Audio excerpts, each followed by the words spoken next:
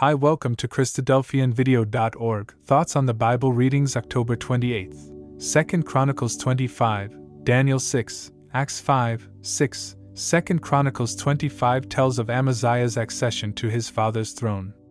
Amaziah put to death his father's murderers, as the law of Moses required.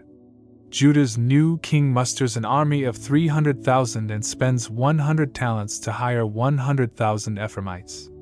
A prophet insists that Amaziah avoid mingling with Ephraim, i.e. Israel. Amaziah is given a great victory against Edom, but the disgruntled Israelites smote 3,000 from Judah and carried away much spoil, while they are enraged. Sadly, Amaziah worships the idols of the defeated Edomites. Amaziah, being lifted up in pride, seeks a confrontation with Israel and is soundly defeated. Many from Judah are taken captive and shamefully dragged as under captives, clothed in rags and taken to Samaria, Israel's capital.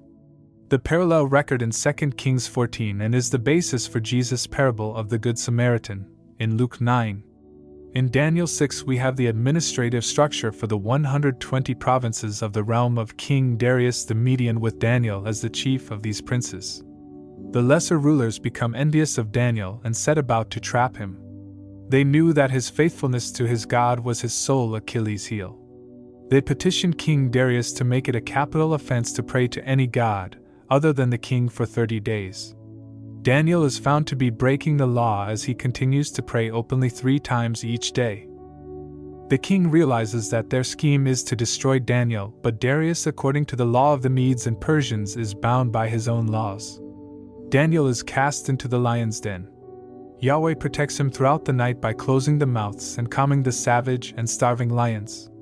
The king hastens in hope to the lion's den and desperately calls to Daniel. Read aloud verses 20 to 24. Pause and ponder. The malicious Persian princes are torn to pieces by the hungry lions. Again, read aloud verses 25 and 26. Darius is the only non-Jewish person to speak of the living God, and he was convinced that the living God was real because he had a servant that served him continuously. 1 Timothy 3 verses 15 to 16 is based on Daniel 6. Acts 4 spoke of Barnabas' generous act in selling land and donating the proceeds to the ecclesial common cause. Barnabas may well have been the rich young ruler of Matthew 19. In Acts 5, couple named Ananias and Sapphira want the ecclesia's acclaim without giving all of the proceeds of their sale of land. It was their right to do with their money as they pleased. Their sin lay in lying, attempting to deceive God and other believers. It cost them their lives and was a great wake-up call to the ecclesia. We are told from verse 12 of the mighty signs that support the apostles' preaching. The chapter says that Peter and John are arrested and put in the public prison overnight. The angel of the Lord comes and releases those 2 apostles and tells them to continue to proclaim the words of life. At daybreak, Peter and John were enthusiastically preaching in the temple.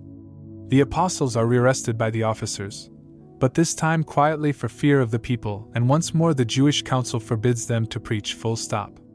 The apostles' answer in verse 29 is a message to believers for all time.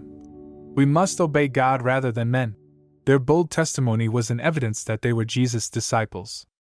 Gamaliel counsels his peers to desist from opposing or harming the apostles, since historical evidence, Gamaliel asserts, always showed that what was not from God was doomed to fail. In chapter 6 we have a complaint from the Hellenistic believers that their widows were not being treated fairly in the daily distribution of help. 7 faithful believers of Grecian background were chosen to rectify the matter. One of the 7, Stephen, was seized by the Jewish rulers and falsely accused of speaking words against Moses and the temple. False witnesses are secured and tell lies against Stephen. Those members of the council behold Stephen's angelic appearance and demeanor. Thanks for joining us. We pray you found these comments helpful in your appreciation of God's words. Join again tomorrow.